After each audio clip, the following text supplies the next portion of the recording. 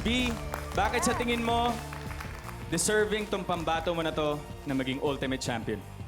Alam mo, Alden, naniniwala ako na ang para sa'yo ay para sa'yo. Nag-step up talaga si Joseph and he proved to all of us that he deserves to be in the finals. Kaya nandito siya. Buong puso ko pong ipinagmamalaki at ipinakikilala sa inyo ang pambato ko para sa Ultimate Battle, the Supreme Sand Artist, Joseph Valerio.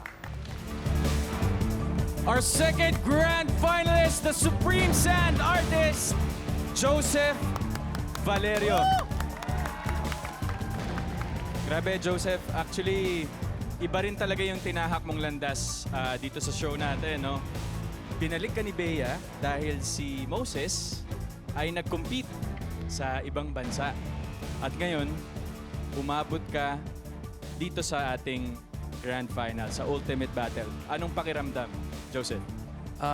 Sobrang saya po. Hindi talaga ano yung pakiramdam ko sa sobrang saya. May paliwanag. Tito Boy, Miss Annette, and Kuya Jose, malaki ba ang kanyang chance na mag-champion dito sa Ultimate Battle? Miss Annette? Si Joseph naman talagang na-amaze ako sa talento mo, sa singing mo, kasi parang animation talaga yung ginagawa mo.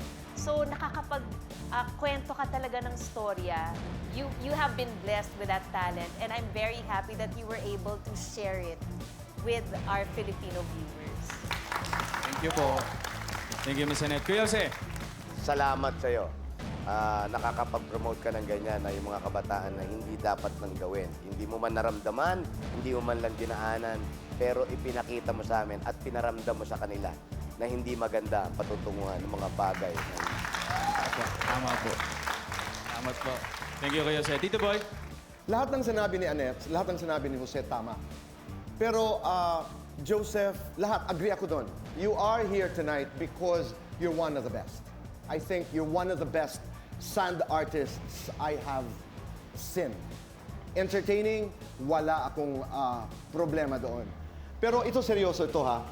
Wala akong sagot pero tatanungin ko ang audience. Is Joseph the ultimate champion that we're looking for? Salamat. Thank you po. Thank you, Tito Boy. And now, from our studio audience, tatanungin natin si Architect Louie Vito na isang professor din. Ano po ang inyong masasabi sa naging performance ni Joseph? Napakahirap mag-convey ng isang message through visual arts.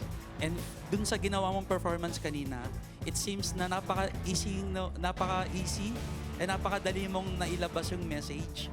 And for me siguro yung question, kung yung battle ba, kung ikaw po yung pinaka-champion, I think pag nabago nyo po yung yung nakakanood po nitong art na to, that can change their lives, I think yun po yung ultimate champion for tonight. Ganda nun.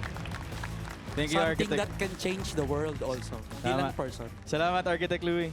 Thank you. Salamat. Yan, judges and studio audience. Eto na.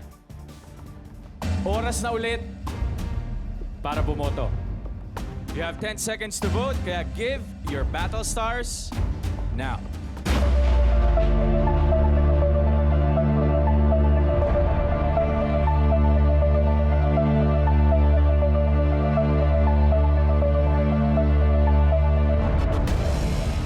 Hawak na namin ang resulta. Silipin natin kung ilang battle stars ang ibinigay ng isang judge sa'yo, Joseph. Joseph, binigyan ka ni Judge Jose ng 22 battle stars.